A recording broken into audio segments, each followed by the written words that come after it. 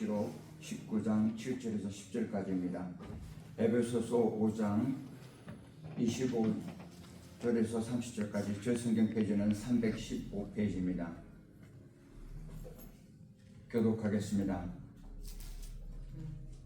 남편들아 아내 사랑하기를 그리스도께서 교회를 사랑하시고 그 교회를 위하여 자신을 주심과 같이 하라.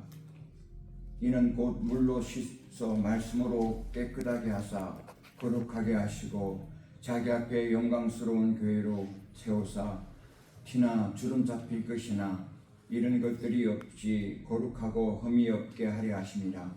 이와 같이 남편들도 자기 아내 사랑하기를 자기 자신과 같이 할지니 자기 아내를 사랑하는 자는 자기를 사랑하는 것이라. 누구든지 언제나 자기 육체를 미워하지 않고 오직 양육하여 보호하기를 그리스도께서 교회에게 함께 같이 하나니. 절입니다. 418절입니다. 우리가 즐거워하고 크게 기뻐하며 그에게 영광을 돌릴세. 어린 양의 혼인 계약이 이르렀고 그의 아내가 자신을 준비하였으므로 그에게 빛나고 깨끗한 세마포 옷을 입고 허락하셨으니 이 세마포 옷은 성도들이 옳은 행실이로다 하더라. 천사가 내게 말하기를 기록하라. 어린 양이 혼인잔치의 청함을 받은 자들을 복이 있도다 하고 또 내게 말하되 이것은 하나님의 참되신 말씀이라 하기로 내가 그 발 앞에 엎드려 경배하려 하니 그가 나에게 말하기를 나는 너와 및 예수의 증언을 받은 내 형제들과 같이 된 종이니 삼가 그리하지 말고 오직 하나님께 경배하라. 예수의 증언은 예언의 영이라 하더라. 아멘. 오늘 목사님, 우리 사람이 살아가면서 인생에 큰 이벤트가 몇 가지 있습니다. 어떤 게 있을까요? 아이가 태어나는 출산이 있겠고요. 또 뭐가 있을까요? 아이가 조금 커서 학교를 입학할 때, 또 취업할 때, 그리고 또 장례식, 이런 큰 행사가 있고, 그리고 결혼식이 있습니다. 그런데 이 결혼식 보면 누가 주인공이냐에 따라서 그 분위기가 확 틀립니다. 결혼식 보면은 보통은 신랑이 입장할 때는 조용합니다. 보통 그렇죠. 조용하다가 신부가 입장하면 와 하는 감탄사가 나오고 막 눈물도 흘리고 사진 찍고 모든 시선이 신부에게 집중이 됩니다. 신랑은 그때부터 그냥 입이 이만큼 벌어져서 그 기쁨을 감추지 못합니다. 근데 요즘은 좀 세대가 달라져서 그런지요. 저희 때만 해도 남자들은 남자가 눈물을 보이면 안 된다 이렇게 배워가지고 남자들은 잘 대중 앞에서 눈물을 안 보이는 게 남자다움이었습니다. 그런데 요즘은 신랑이 막 울더라고요. 왜 우냐 그랬더니 너무 좋아서, 신부가 결혼하는 게 너무 좋아서 운다고. 그래서 우는 신랑도 있고, 또 자주 보면은 신부를 데려가는 아빠가 눈물을 흘리는 분들이 종종 있으시더라고요. 아빠가 신부를 데려가면서 눈물을 안 흘리려고 꼭 참고 하는데 막 들어가면은 거기 가서 눈물을, 딸을 신랑에게 건네주면서 눈물을 흘리시는 분들이 종종 있으신 것 같습니다. 그런데 생각을 해보셨습니까? 왜 결혼이라는 게 왜 이렇게 사람에게 감동을 주고 왜 이렇게 특별한 신성한 것일까? 그것은 결혼식이 인간이 만들어낸 제도나 인간이 만들어낸 문화가 아니라 하나님의 마음을 담은 그림이기 때문입니다. 결혼을 보면은 그 결혼식에, 결혼에 하나님의 마음이 담겨 있는 것을 알 수 있습니다. 제 얘기가 아니고요. 바로 성경이 그걸 여러 곳에서 가르쳐주고 있죠. 하나님께서 결혼을 통해서 예수님과 교회가 어떤 관계인가, 신랑 대신 예수님과 신부된 교회가 어떤 관계인가를 성경의 여러 곳에서 가르쳐주고 계십니다. 오늘 에베소서 5장에도 결혼 이야기로 시작을 합니다. 그런데 바울은 단순히 부부관계를 말하려고 하는 것이 아닙니다. 바울은 한 걸음 더 들어가서 이렇게 말합니다. 이 결혼 이야기 사실은 예수님과 교회의 이야기입니다. 예수님은 신랑이시고 교회는 신부입니다. 이건 그저 비유가 아니고 가장 아름답고 거룩한 사랑의 관계 그 중심에 예수님과 교회가 있습니다. 이 얘기를 하고 있는 것입니다. 제가 아는 목사님이 이런 말을 한 적이 있습니다.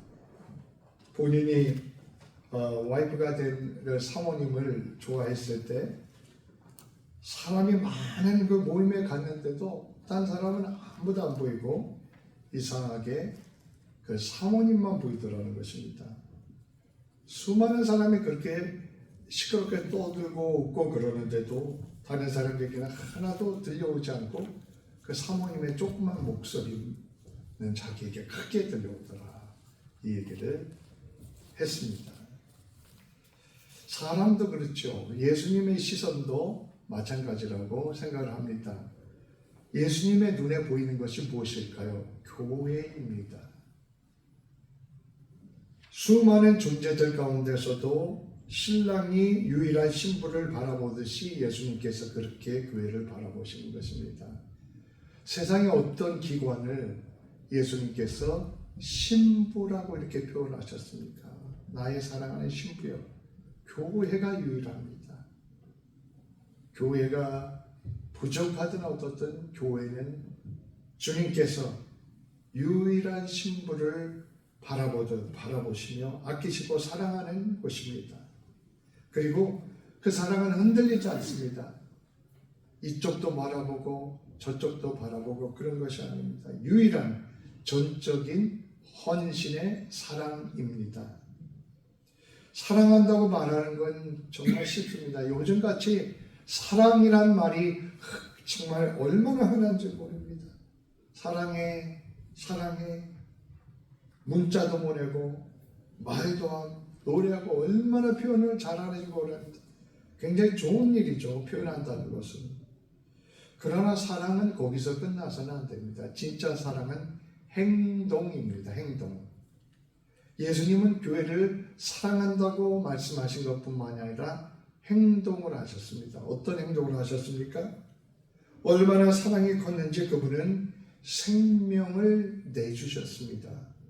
오늘 에베소서 5장 25절에 보면 남편들아 아내 사랑하기를 그리스도께서 교회를 사랑하시고 그 교회를 위하여 자신을 주신 같이 하라 말씀했습니다.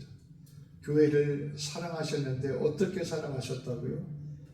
교회를 위하여 자신을 주신 같이 목숨을 내어주고 교회를 사랑하셨다고 말씀합니다.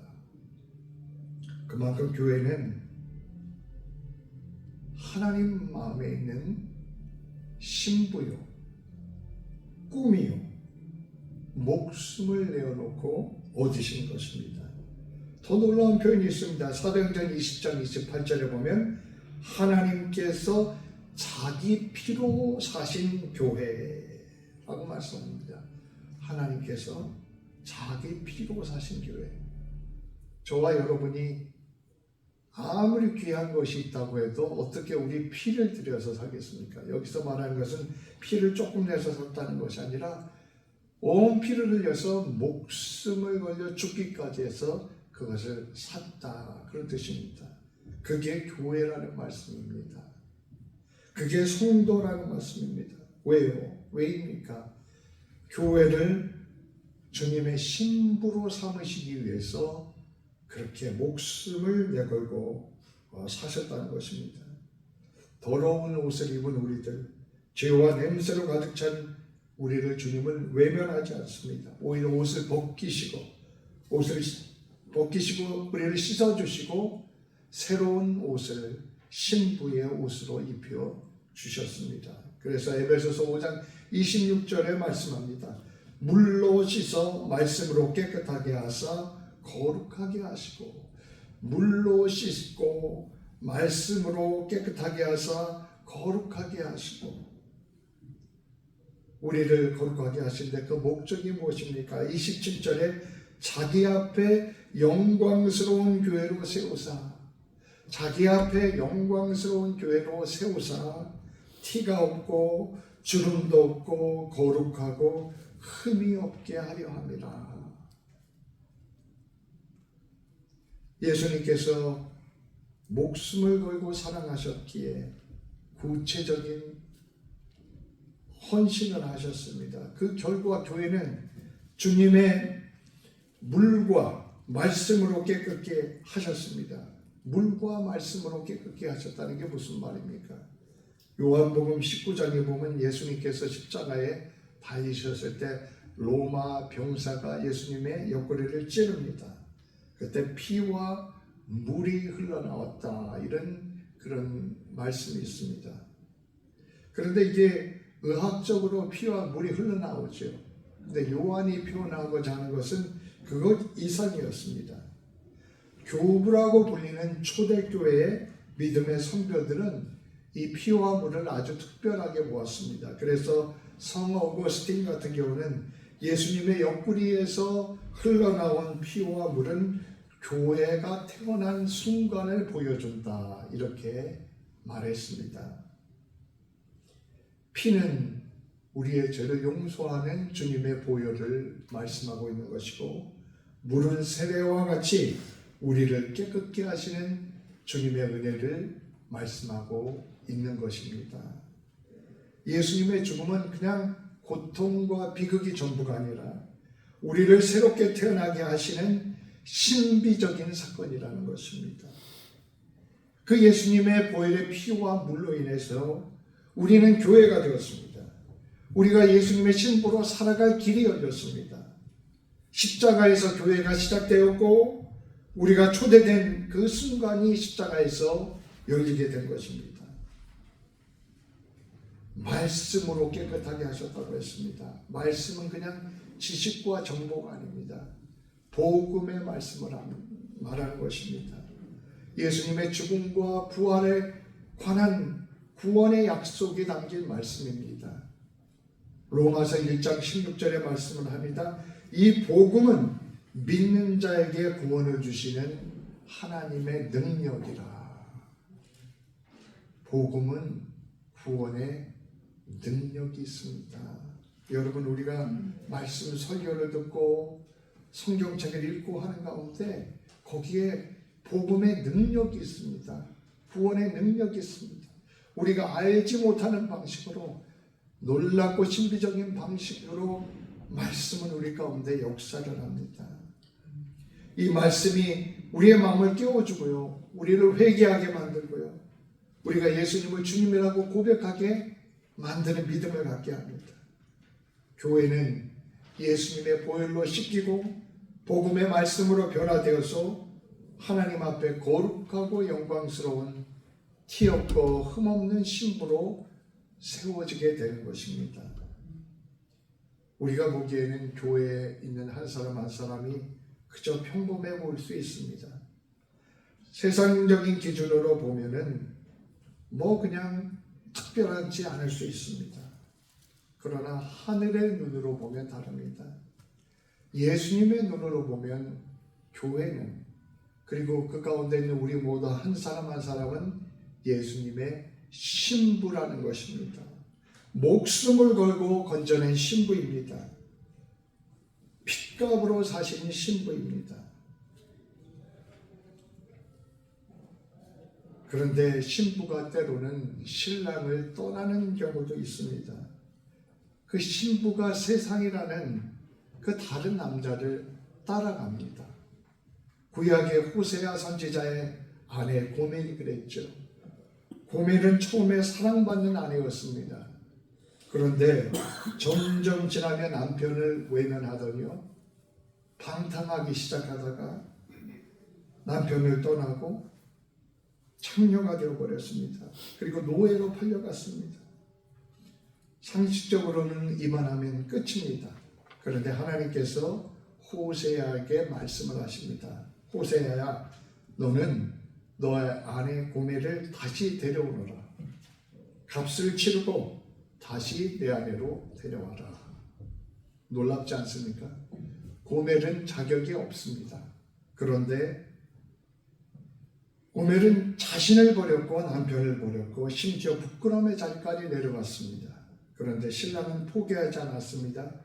한번 신부로 삼았기에 끝까지 그 아내를 포기하지 않고 찾아오는 것입니다. 그 이야기가 호세아에 서에 있지요. 그런데 이 고멜의 이야기는 고멜의 이야기만은 아닙니다. 우리의 이야기입니다. 우리는 어떻습니까? 우리는 때때로 하나님을 버리고 믿음의 길에서 떠나지 않았습니까? 우리를 신부로 불러주셨는데 주님을 외면하고 세상을 따라간 적은 없습니까? 내 욕망을 떠나 살았던 적이 우리는 있습니다. 때로는 교회를 떠나기도 했습니다. 그리고 죄의 노예가 된 적도 있습니다. 하지만 주님은 포기하지 않으셨습니다. 우리가 얼마나 초라하든지 실패하든 우리를 포기하지 아니하고 호세아가 고멜을 데려온 것처럼 주님은 우리를 붙잡으셨습니다. 저 아이는 내 신부야. 나는 끝까지 책임질 거야. 다시 깨끗이 씻기고 다시 세마포를 입혀서 내 곁에 신부로 세울 것이야. 이것이 주님의 마음이라는 것입니다. 신부가 아름다워서 스스로 신부가 된 것이 아닙니다. 신랑이 사랑하기로 했기에 신부가 된 것입니다. 신랑이신 예수님께서는 지금도 우리에게 말씀하십니다. 내가 널 다시 데려온다. 내가 널 다시 아름답게 할 것이다. 그리고 마지막 혼인잔치날 널 흰옷 입은 채 내 기쁨으로 내 곁에 세울 것이다 라고 말씀합니다. 여러분, 저와 여러분이 예수님의 신부입니다. 초라해 보일지라도 상처투성일지라도 주님의 눈에는 아름다운 약혼자 신부인 것이죠. 그리고 그날이 오면 우리는 흰옷을 입고 영광스러운 얼굴로 어린 양의 혼인잔치에 서게 될 것입니다. 지금 그렇다면 우리의 현재의 정체성은 무엇입니까? 우리는 주님과 약혼한 상태입니다. 아직은 혼인잔치가 이루어지진 않았습니다. 결혼식을 기다리는 약혼자 신부입니다. 그 혼인잔치는 바로 마지막 때 하늘나라에서 혼인잔치가 있게 될 것입니다. 그래서 바울은 고린도후서 11장 2절에 이렇게 말씀합니다. 나는 여러분을 순결한 처녀로 한 분 남편이신 그리스도께 드리려고 약혼시켰습니다. 나는 여러분을 순결한 처녀로서 한 분 남편 되신 그리스도께 드리려고 약혼시켰습니다. 오늘날은 약혼이라는 말이 굉장히 좀 가벼워졌습니다. 약혼했다가 그 약혼이 깨지는 일도 비일비재합니다. 그러나 예수님 시대의 약혼은 전혀 그렇지 않았습니다. 약혼은 이미 결혼한 것과 마찬가지였습니다. 그때는 그 부모님들이 정혼을 시켜줬는데요. 정혼을 하게 되면 법적인 계약이 맺어지는 것입니다. 그 계약 이후 신랑과 신부는 서로를 기다리는 시간에 들어갑니다. 그러면서 신랑과 신부는 절대 다른 남자와 여자에게 눈을 주지 않습니다. 신랑 역시 오직 한 사람만을 위해서 준비합니다. 혼인잔치의 날이 오게 되면은 유대 결혼식에서는 정말 장관입니다. 돈이 좀 많은 사람 같은 경우는 하루가 아니라 며칠에 거쳐서 혼인잔치를 했습니다. 음악이 울려 퍼지고 마을 전체가 축제 분위기입니다. 신부는 드디어 아버지의 집을 떠나 신랑의 집으로 향합니다. 그리고 사람들이 외칩니다. 야, 신부가 온다. 신랑을 만나러 간다. 하객들은 일어나서 박수를 치고 축하하고 신부의 아름다움과 정결함에 칭송을 합니다. 신랑은 떨리는 손으로 신부의 손을 붙잡고 혼인문서에 서명을 합니다. 그리고 두 사람은 영원히 하나가 되는 것이죠. 그리고 이제 혼인잔치가 시작됩니다. 밤새도록 먹고 마시고 기뻐하는 축제가 시작됩니다. 여러분이 이런 결혼의 축하 잔치가 어디를 가르치고 있습니까? 모든 장면이 어디를 가르치고 있는 것입니까? 요한계시록 19장에 보면 세상의 마지막 때에 신자들에게 일어날 일에 대해서 말씀하고 있죠. 세상의 마지막 날 예수님과 교회가 영원한 혼인 잔치를 갖게 된다고 말씀합니다. 이렇게 성경에 말씀합니다. 우리가 즐거워하고 크게 기뻐하며 그에게 영광을 돌리세 어린 양의 혼인 계약이 이르렀고 그의 아내가 자신을 준비하였으므로 그의 아내는 교회를 말하는 것이죠. 성도들을 말하는 것이죠. 계시록 19장 7절의 말씀입니다.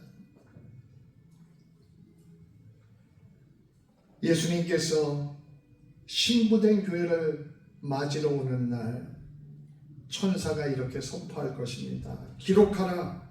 어린 양의 혼인잔치의 청함을 받은 자들은 복이 있도다. 기록하라. 어린 양의 혼인잔치에 청함을 받은 사람은 복이 있도다. 계시록 19장 9절 말씀입니다. 여러분 누가 복이 있습니까? 어린 양의 혼인잔치에 초대받은 사람이 복이 있습니다.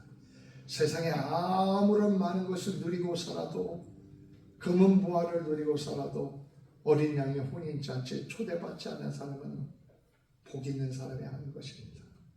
세상에 어떤 고난과 어려움을 당할지라도 마지막 때 혼인잔치에 초대받은 사람이 복 있는 사람인 것입니다. 우리는 이 혼인잔치를 기다리는 약혼자 신부인 것입니다. 이것이 교회입니다. 우리는 지금 등불을 준비하고 기름을 준비한 지혜로운 처녀와 같이 서 있습니까? 우리는 이 혼인잔치에 초대받은 신부입니까? 예수님은 우리를 신부로 초대하셨습니다. 그렇다면 우리는 신부로서 준비된 삶을 살아가야 합니다. 결혼식이 가까우면요, 신부가 하는 큰일 중에 하나는 드레스를 보러 다니는 것이에요. 어떤 드레스를 멋있는 그 드레스를 입을까? 그래서 이것도 골라보고 저것도 입어보고 자기 버짓에 맞춰서 막 이렇게 그것도 하나의 결혼을 준비하는 그 재미이고 노력이죠.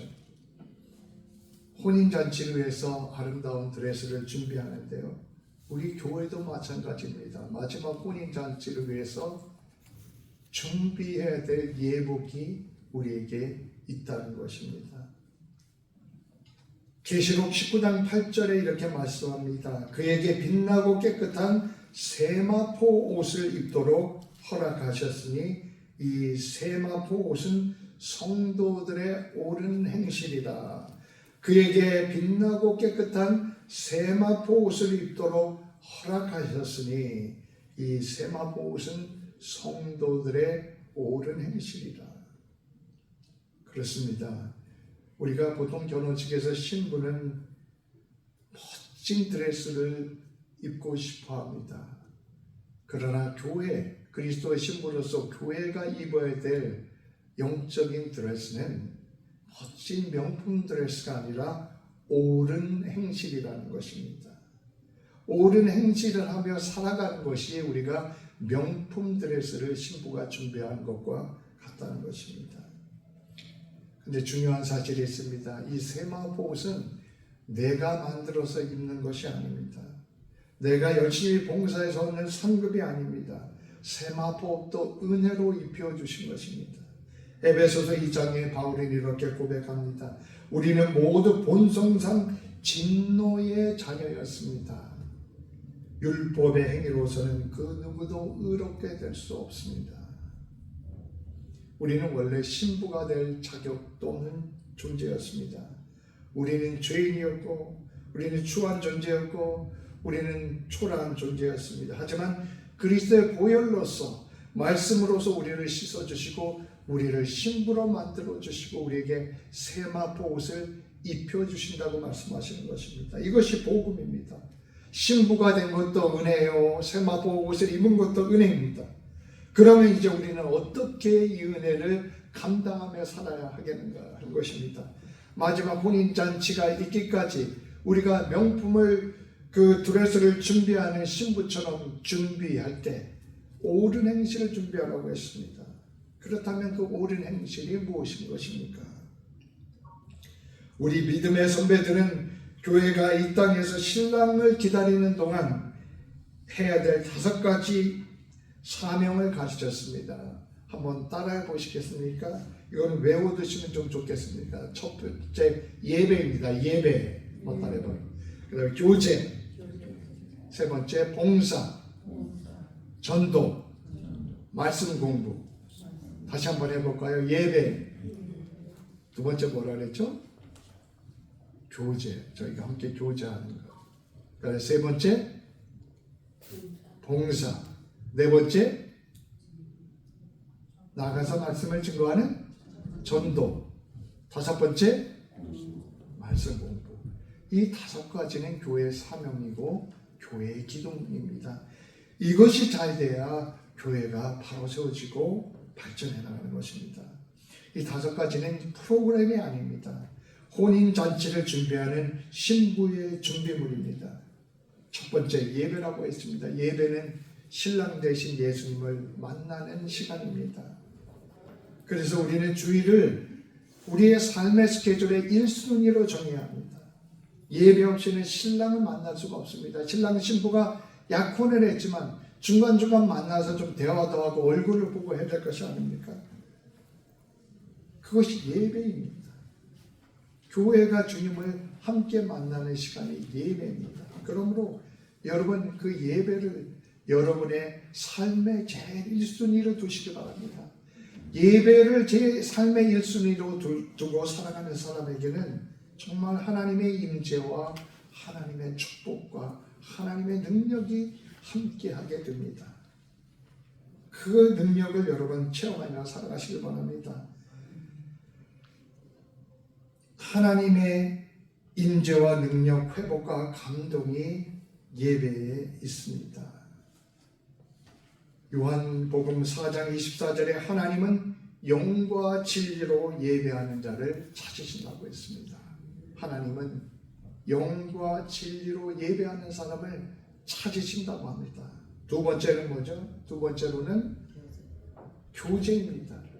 신앙생활을 혼자 하는 게 없습니다. 혼자 하면 신앙생활이 잘 될 것 같습니까? 절대 그렇지 않습니다. 신앙생활은 함께 걸어가는 길입니다. 좋든 싫든 때로는 함께 가다 보면 문제도 있고 어려움이 있죠. 그럼에도 불구하고 함께 가는 길입니다.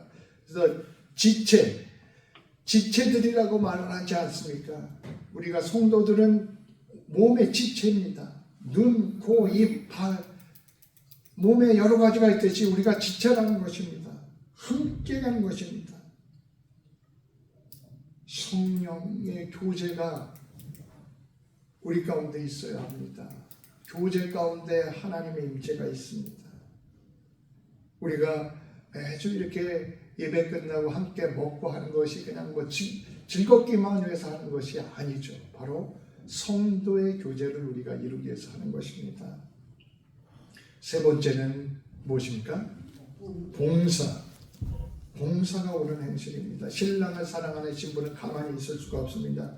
교회를 위해, 성도를 위해서, 이웃을 위해 주님의 손과 발이 되는 것입니다. 봉사는요, 주님의 손이 되고 주님의 발이 되어드리는 것입니다. 여러분이 봉사할 때 기쁨으로 하시기 바랍니다. 아, 내가 주님의 손이 되어드리고 있구나. 아, 내가 내 손으로, 내 발로 주님의 손이 되고 발이 되어드리고 있구나. 우리 교회는 특별히 홈리스 사역에 많은 헌신을 하고 있는 교회입니다. 너무나도 귀한 일입니다. 오늘도 여러분들이 오셔서 아침 일찍부터 봉사하시느라고 피곤하셨을 텐데 이 모든 것이 하나님 앞에 드려지는 귀한 일들입니다. 네 번째 옳은 행실은 뭐죠? 네 번째는 전도입니다. 전도는 잃은 자를 혼인잔치에 초대하는 일입니다. 너희는 들로 산으로 가서 데려오라고 말씀하시지 않았습니까? 한 영혼이라도 교회에 데려오는 일이 너무나도 귀한 일입니다. 우리에게 이 마음이 뜨거워져야 합니다. 누가 올지 모릅니다. 그러나 우리는 부르는 자가 되어야 합니다. 왜냐하면 계시록 19장 9절 말씀에 혼인잔치의 청함을 받은 사람이 복이 있도다. 한 사람이라도 혼인잔치에도 청함을 받도록 우리가 인도하고 전도하는 그런 노력이 우리에게 있어야 한다는 것입니다. 마지막 다섯 번째는 무슨 공부를 하랬죠? 말씀 공부입니다. 말씀 공부는 신랑 되신 예수님의 음성을 듣는 시간입니다. 신랑과 신부가요, 정원만 해놓고 서로 보지도 않고 있으면 마음이 멀어질 수가 있습니다. 서로 둘 사이에 대화가 되어야 합니다. 기도를 통해서 대화합니다. 그러면서 상대방의 음성을 들어야 합니다. 우리 주님, 신랑 되신 예수님의 말씀을 듣는 시간이 말씀 공부입니다. 설교를 통해서, 성경 공부를 통해서, 여러분들이 집에서 있는 성경을 통해서 주님의 음성을 우리가 듣는 것입니다. 사랑의 대화입니다. 교회와 성도는 마지막 천국의 혼인잔치를 향하여 나가고 있는 것입니다. 옛날에 시골 마을에 아주 가난한 여인이 있었습니다. 어릴 적에 부모를 여의고 홀로 힘들게 살아온 그녀는 시골의 고된 노동으로 손도 거칠고 얼굴도 까맣게 탔습니다. 옷은 낡았으며 조금 초라하게 보이기까지 했습니다. 그런데 오늘날 그녀에게 한 청년이 다가왔습니다. 그 청년은 도시에서 공부도 하고 아주 준수하게 생기고 성공적으로 아주 대단히 사업도 잘하는 청년이었습니다. 세상 기준으로 보면 전혀 어울려 보이지 않는 그런 두 사람이었습니다. 그런데 그 청년이 이 시골 처녀의 그 속마음을 알아보았습니다. 저 처녀는 순전한 마음이 있구나, 성실한 마음이 있구나, 진실한 마음이 있구나, 이거를 보게 된 것이죠. 그래서 그 여인을 사랑하게 되었고 청혼을 하게 되었습니다. 결혼식이 될 때 사람들은 수군거렸습니다. 아니, 저렇게 멀끔하게 생기고 저렇게 돈도 많고 학벌도 좋고 저렇게 성공한 사람이 왜 저런 사람을 택하지? 신부달 저경이 너무 없는 것이 아닌가? 너무 딸리지 않나 신부가? 그렇게 수군거렸습니다. 결혼식 날이 되었습니다. 예식장에는 화려한 장식도 값비싼 드레스도 없었습니다. 하지만 신부가 입장하던 순간 하객들이 조용해졌습니다. 그녀가 오래된 드레스에 작은 꽃다발을 하나 들고 있었지만 그녀의 얼굴에는 담대한 평안이 있었고 기다림 끝에 만나는 사랑의 기쁨이 가득했습니다. 그 순간 신랑은 눈물을 흘렸고 누군가 이렇게 말했습니다. 와, 저 신부 세상에서 가장 아름답다. 여러분 그렇습니다. 우리도 그렇습니다. 우리도 겉모습은 세상의 기준으로 초라할 수도 있습니다. 우리가 실패할 수도 있습니다. 과거가 있을 수도 있고 상처가 있을 수도 있습니다. 그러나 주님께서는 말씀하십니다. 나는 너의 마음을 본다. 나는 내가 나를 사랑하며 기다리는 것을 안다. 주님은 지금도 자격 없는 우리를 그분의 신부로 삼으셨습니다. 그리고 그날에 마지막 날에 우리가 세마포 옷을 입고 주님 앞에 설 때 하늘이 조용해질 것입니다. 그리고 주님은 우리에게 이렇게 말씀하신 것입니다. 내 사랑하는 신부여 참 아름답구나. 기도하겠습니다. 우리를 정결한 신부로 불러주시며 거룩한 세마포 옷을 입혀주시는 주님의 은혜를 감사드립니다. 주님, 교회를 향한 성도를 향한 주님의 깊은 사랑과 마음과 꿈을 우리가 깨닫고 그리스도의 신부답게 삶을 살아가는 우리 모두 되도록 인도하여 주시옵소서. 예수 그리스도의 이름으로 기도드립니다. 아멘.